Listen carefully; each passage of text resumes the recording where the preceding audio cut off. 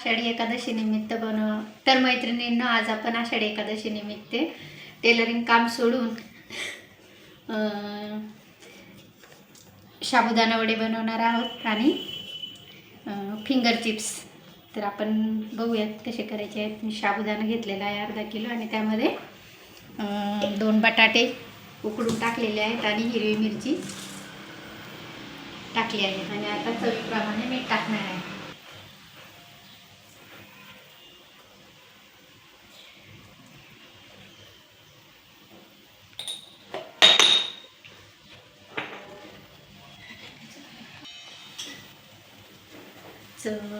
चवीसाठी थोडंसं वेगळी चव लाल तिखट टाकले आणि आता याला हे व्यवस्थित मिक्स करून घेऊया.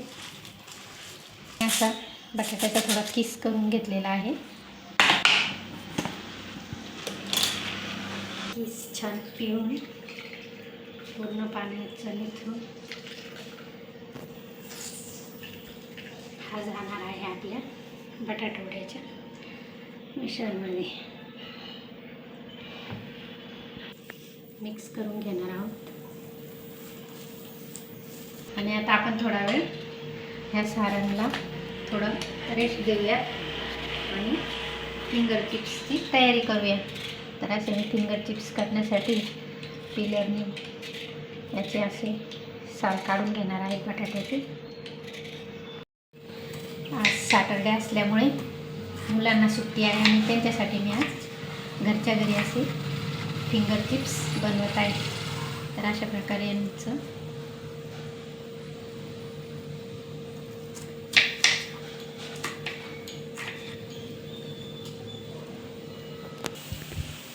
मी आता हे फिंगर चिप व्यवस्थित धुवून घेतलेले आहे आणि थोडं पाणी निथळण्यासाठी असे ठेवलेले आहेत. तोपर्यंत आपण तेल गरम करायला ठेवूया. मी आता तेल गरम करायला ठेवलेलं आहे कढईत. आपण आधी फिंगर चिप्स तळून घेऊया.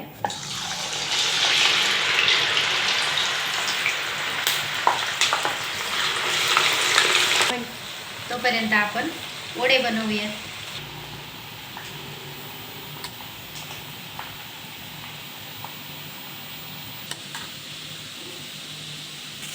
छान आपले फिंगर चिप्स फ्राय होत आहे. कलर आलेला आहे आणि आता आपण यांना काढून घेणार आहोत. अशा प्रकारे वडे मी तयार करून ठेवलेले आहेत.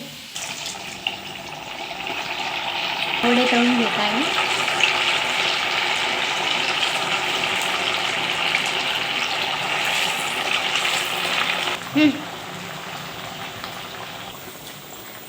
आता मी फिंगर चिप्सवरती मीठ आणि लाल तिखट टाकून घेत आहे. चिप्सवरती लाल तिखट आणि मीठ टाकून घेत आहे.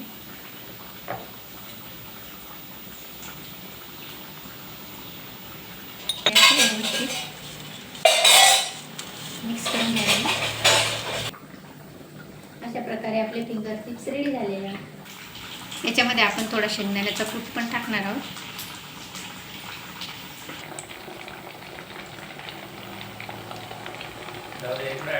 मी याच्यामध्ये शेंगदाण्याचा कूट टाकलेला आहे नंतर. तर हे तुम्हाला शेंगदाण्याचा कूट टाकायचा असेल किंवा नसेल तर हे तुमच्यावर.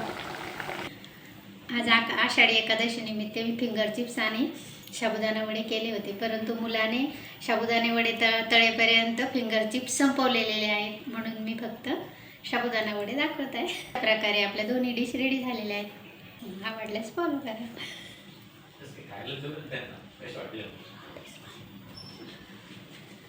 आवडल्यास फॉलो करा.